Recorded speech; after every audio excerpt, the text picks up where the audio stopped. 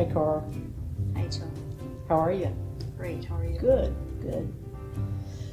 Cora, can you share with us a little bit about your story, your testimony? Well, I'm a survivor of child sexual abuse, and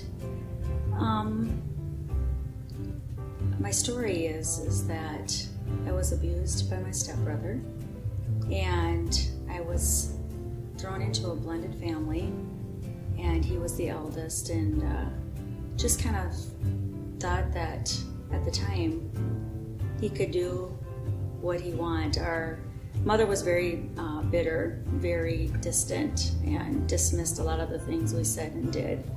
And I believe that, or I did believe that if I told anybody, and even her, that nothing was going to be done. She went through life as, you know, it is, what happens, just deal with it and move on. I remember as a little girl on the farm nurturing the animals. And as you know, there are times when the mothers reject the cows or the pigs.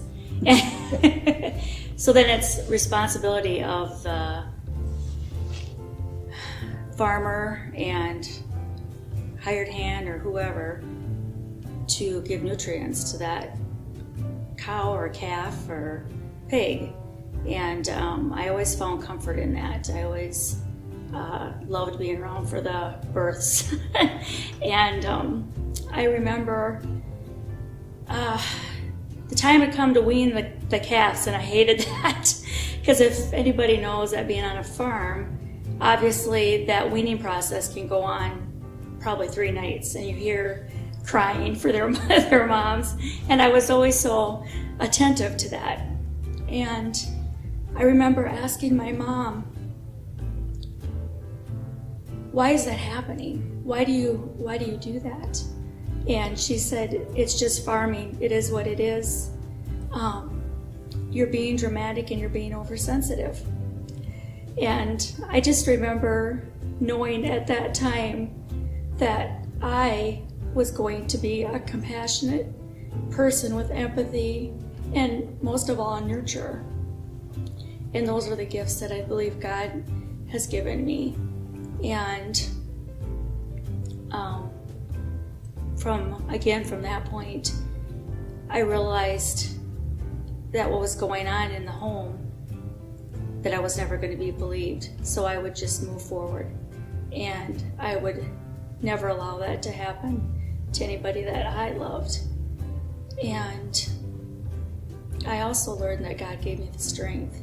My favorite Bible verse is Philippians 4:13. You know, I can do all things through Christ who strengthens me. And I believe with that strength and hope that you can transition from a victim to a survivor. Okay, good. Can you tell me about your hope in God and why you have hope in God? I have hope in God because with His strength, that refers back to my Bible verse, anything is possible. It's possible to get rid of the shame. It's possible to be confident. It's possible, again, to transition into that victim mentality, into survivor mentality. And He will give us that strength and grace.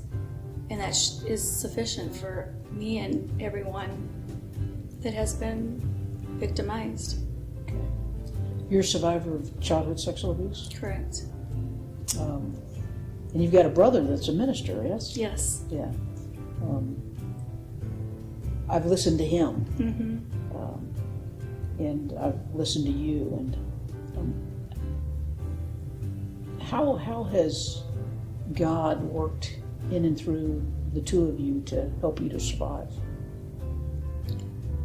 The one thing I think that God has given us is going back to grace again, and love and confidence, and knowing that we don't have an earthly father that we could trust because of abandonment issues and abuse from our stepfather. So I focus on Him being our Heavenly Father and giving us everything we need to get through this life. Okay. Your ministry, along with Susan Beulah, is the Wounded Heart. Can you tell me about that? Yes, and again, I'm going to kind of repeat myself because I love the title. It's Wounded Heart, but I think with God, Susan, and our goal is at the end of the study to make sure that that's a healing heart, not a wounded heart, and one that's been healed. And again, give these women the love and support that they need to get through this. Okay. And I guess one last question I have for you is, I don't know who all's listening to you right now.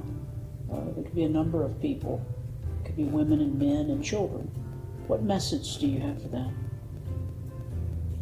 That there is hope. And that's why I love the title of this whole organization is, I think without hope, there is nothing. But with His love and grace, there is always hope in every situation. I think I refer back to a song back from the 70s, how do you mend a broken heart? And then the question is repetitive through the song. And then at the end, it's basically what I was referring back to was, how do you mend a broken heart?